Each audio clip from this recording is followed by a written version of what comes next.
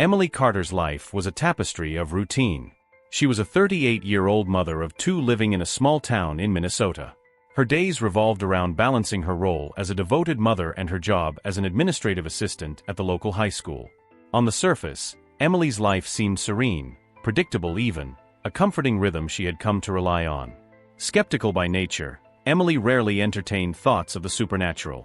Religion, for her, was more of a cultural ritual than a personal conviction. She occasionally attended church, more out of social obligation than faith. Life, she believed, was a sequence of choices and consequences, nothing more. Before continuing, I wanted to ask you a quick favor. Our goal is to reach 1,000 subscribers here on YouTube, and your help is very important. So if you subscribe and comment subscribed, I will respond to your comment as a thank you. Thank you very much for your support. Now let's continue. It was on a chilly spring morning in early April that Emily's carefully curated world unraveled. Her dentist had scheduled a routine procedure to remove a troublesome molar. She approached the appointment with little concern, thinking only of the errands she needed to run afterward. The sterile smell of the dental office felt as routine as the rest of her day. But when the anesthesia was administered, something unexpected happened. A sharp, suffocating sensation gripped her chest. Her breathing faltered. The dentist's voice, previously steady and professional, rose in panic.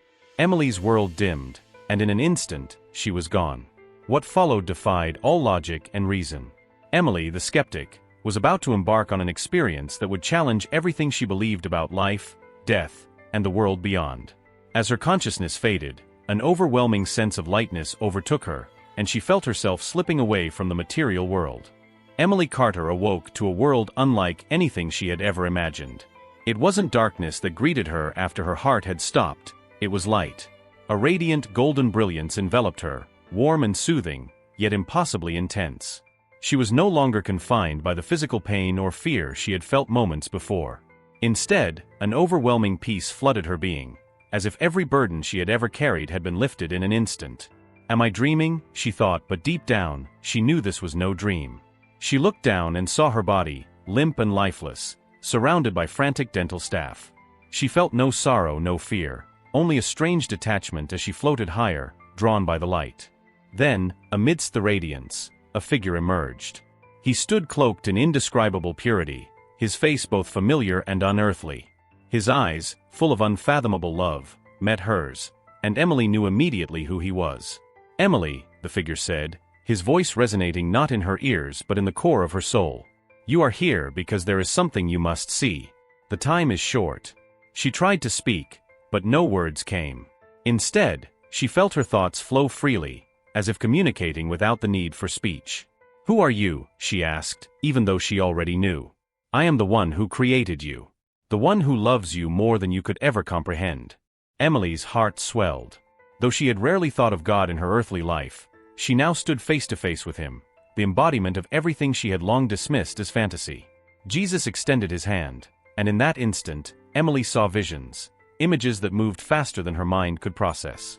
Cities crumbled, oceans churned, and the heavens themselves seemed to groan under an unseen weight. Then came his voice again, steady but urgent. What I am about to show you is not just for you, it is for the world. You must warn them, Emily. You must prepare them for what is to come. As the light around her intensified, Emily felt herself being drawn into another vision. It unfolded like a vivid dream, yet every detail felt undeniably real. She stood on a bustling street, surrounded by people gazing in awe at massive screens. The devices displayed announcements of a technological marvel, a breakthrough that promised to solve humanity's most pressing challenges. Clean energy, cures for diseases, the eradication of poverty, everything humanity had longed for seemed to be within reach. The crowd cheered, their faces illuminated with hope. But as Emily looked closer, something about the scene felt wrong. The people's expressions seemed unnaturally euphoric, almost mechanical, as if their joy wasn't entirely their own. This is the first of the four, Jesus said, his voice echoing around her. The great deception. He showed her the hidden truth behind the technology. While it appeared to be a gift, it was a cleverly disguised trap, a tool designed to sever humanity's connection with its creator. Emily saw people willingly implanting devices, surrendering their privacy and autonomy for promises of peace and prosperity. Yet, beneath the surface, a deep darkness lurked. This deception will be so convincing, Jesus continued, that even those who know the truth may falter. But it is not the technology itself, it is the spirit behind it, a force seeking to control and divide. Emily's heart ached as she saw the multitudes drawn in, oblivious to the consequences. She realized the enormity of her task, to warn a world eager for hope but blind to the cost. Emily's surroundings shifted again, and she found herself standing on a vast plain under a sky filled with swirling, ominous clouds. It was eerily silent, save for a low hum that seemed to reverberate through the earth itself. Then she saw them, people scattered across the plain, confused and anxious, their faces filled with uncertainty. "This is the second event," Jesus said solemnly. "The Great Division." Emily watched as an invisible force began to pull people apart. Families who had stood together moments before were now being separated. Some were drawn toward towering mountains, their paths illuminated by beams of light, while others moved involuntarily toward desolate coastlines or the shadows of sprawling cities. The separations were not driven by arguments or visible conflicts. Instead, it seemed as though each individual was being guided by something deep within their souls. "This division is not of the world but of the heart," Jesus explained. "It will make visible what has long been hidden, the true nature of each soul. Choices made in secret will now determine their paths." Emily's chest tightened as she saw children clinging to parents who were being pulled in opposite directions, their cries echoing through the air. The pain and confusion were palpable. Yet, amidst the chaos, she noticed a few standing firm, unmoved by the force, a rare strength that came from unwavering faith. "This is the beginning of the final phase," Jesus said, his tone heavy with sorrow. "Many will not understand, but it must be." Emily's vision shifted once more, plunging her into a suffocating darkness. It was unlike any night she had ever experienced, complete, impenetrable, and alive with an unsettling stillness. She sensed the absence of every sound, every flicker of light, as if the entire world had been placed in a pause.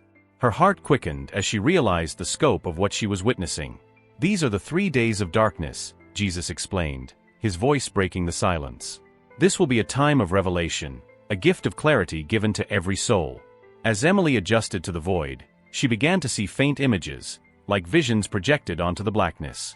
She saw people from all walks of life experiencing a profound and personal moment of reckoning. Each individual was shown their life in vivid detail, not just their actions but the impact those actions had on others. For some, the revelations brought joy, highlighting acts of kindness and love.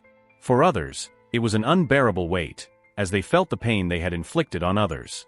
Emily saw men and women collapsing to their knees, weeping in the streets, crying out for forgiveness. Their cries reverberated through the darkness like desperate echoes. Others remained defiant, their hearts hardened even in the face of undeniable truth. "This is not punishment," Jesus said. "It is mercy. A final opportunity to choose the path of light or remain in the shadows." Emily could feel the anguish of the world, the collective weight of humanity's choices. Yet, amidst the sorrow, there was also hope, a chance for redemption, for hearts to turn back to God in their moment of greatest clarity. "The darkness will end," Jesus assured her, "but what follows depends on their choice." When the darkness lifted, Emily found herself standing under a sky of extraordinary clarity. The air seemed charged with energy, vibrating with a frequency that resonated deep within her soul.